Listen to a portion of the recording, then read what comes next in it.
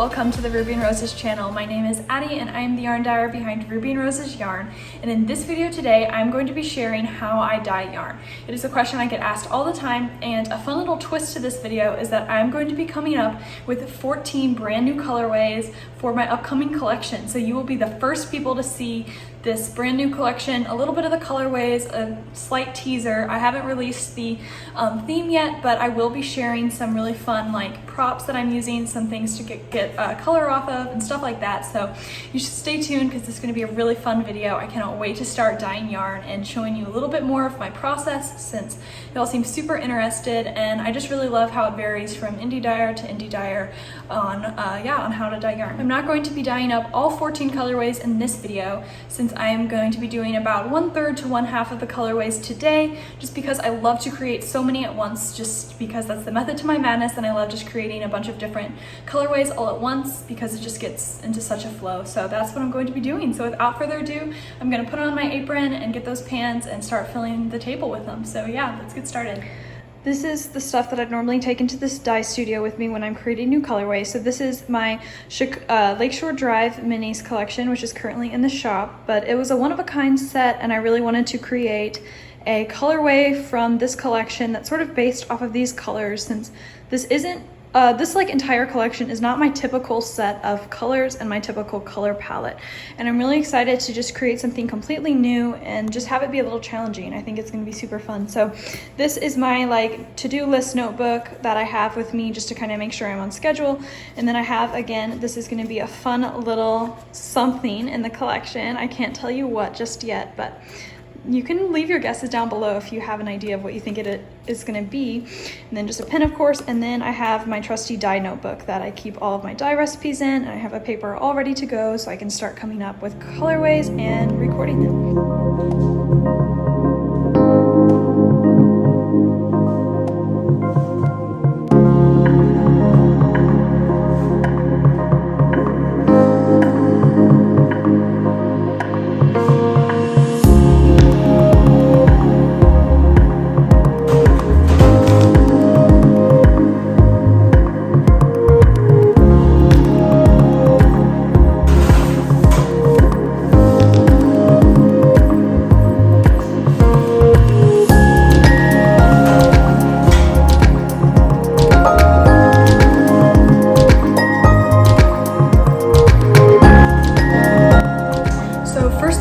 When you're dyeing yarn, you always want to have a respirator or mask of some kind. I have this respirator and I've researched it, and this is the one that I personally love the most. It is 3M P100 cartridges, so it helps keep out particles, organic vapors, or any sort of acid gases. So it's just really suitable for yarn dyeing because you're not supposed to smell the dye particles or just get that all into your lungs. So better to be safe than sorry. So I will go ahead and wear this as much as possible, but for the purpose of this video and so I can communicate with you guys and you can hear me talk, I will not be wearing it for some of the video, but just know when I'm on my own dyeing, this is always on when I'm in this room. Before I apply any water, I always make sure I add in my citric acid.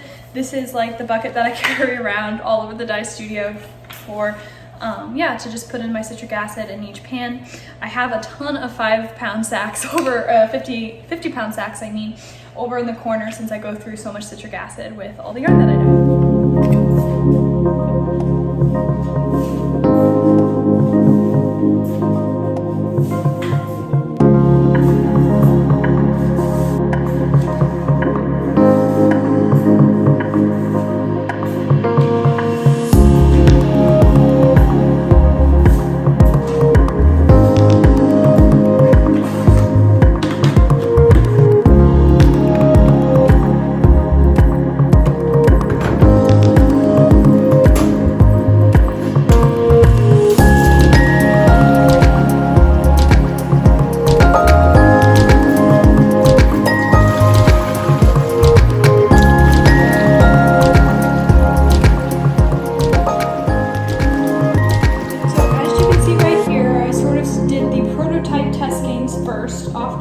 So I can get a feel for the colorway and just sort of have my dye recipe finalized. So luckily this turned out perfectly on my first try, which I feel like doesn't happen too often. But this collection I wanted to do primarily variegated colorways, since I feel like they just are colorways that I don't necessarily dye up for the shop too much, But as you can see, I have just a really soft, like peach kind of color. It's difficult to see kind of just because they're all wet and I'm trying my best here, but it's just gonna be a really, really fun sort of salmon peach with lots of tans and a little bit of gray as well.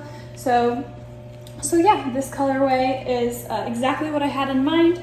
And as you can see, this is like sort of like a combination of a bunch of the colors on my mood board. And I really love this section right here. So that is sort of what I was going off of for this, as well as, you know, a little bit of the grays, which I really want to have some neutrals and a lot of these different colors. So yeah, this is what it's looking like. And I'm going to fill up these pans next with all of the extras, since I'm going to be dyeing a total of 4 pans per colorway. So I always start with the test pan, and then if I like the way it looks, then I'll go on to the other pans and continue with that dye recipe that I've recorded.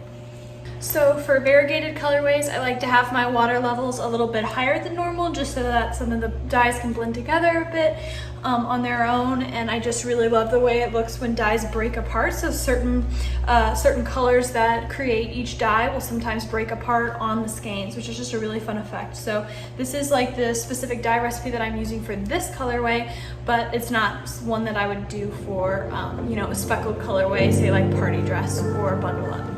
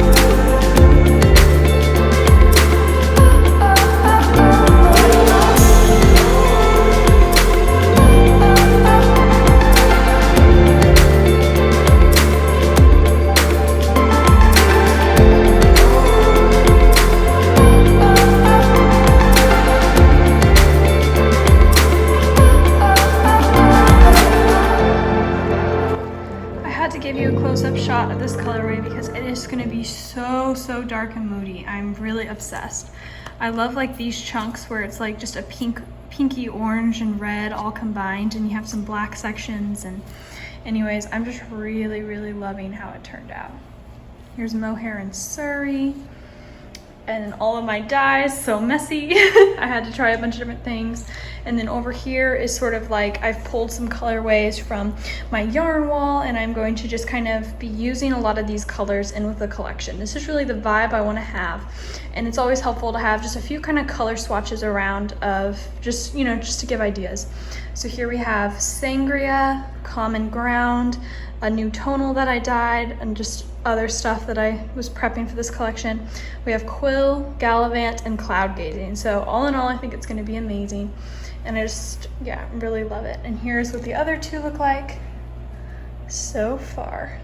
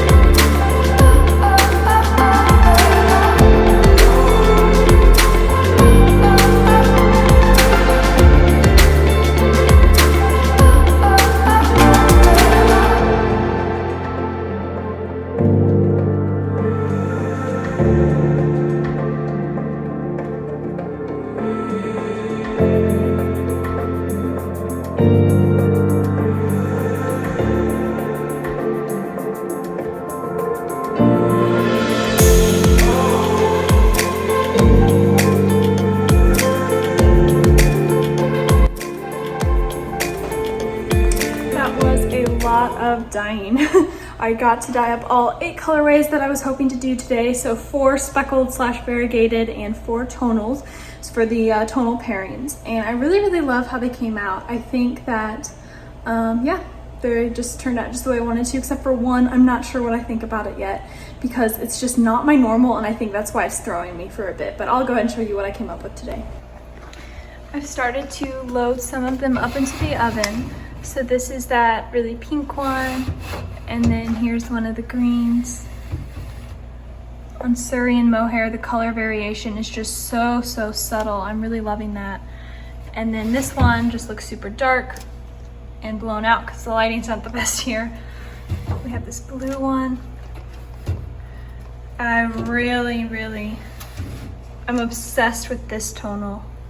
It's like just a really nude shade of pink. And then we have another one that's blown out. Another pretty blue and some neutral. This is the colorway that I'm not sure if I like or not, just because it's really different, like I said, and yeah, I'm just not sold on it yet. So we'll see when it dries, and I'll see how I'm feeling about it then. But it should technically work, because if you come over here to my messy station, I have my color wheel here, and technically the blue is directly across from the brown, so that means that those colors should look beautiful together. And I do normally like that combo, and I decided to throw in some grays and blacks to sort of give it a bit more contrast. So we'll see what happens when it dries.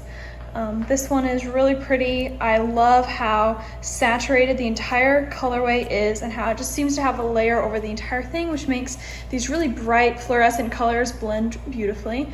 Here we have this green. Love it. These two are definitely my favorite, as I'm sure you've all predicted. So yeah, these are my speckled.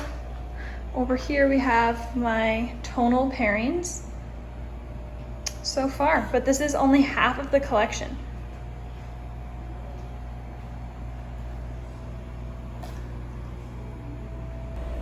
So I hope you enjoyed that little video on how I dye yarn and how I come up with colorways for a specific collection. I can't wait to show you all the other colorways that are going to be coming in this collection, as well as the theme, because the theme makes it all tie in together so beautifully. But before I sign off, I want to take you through the studio a bit, because there's so much that's been happening there since I last showed it. And yeah, it's just grown a ton and seems to be so much more exciting now.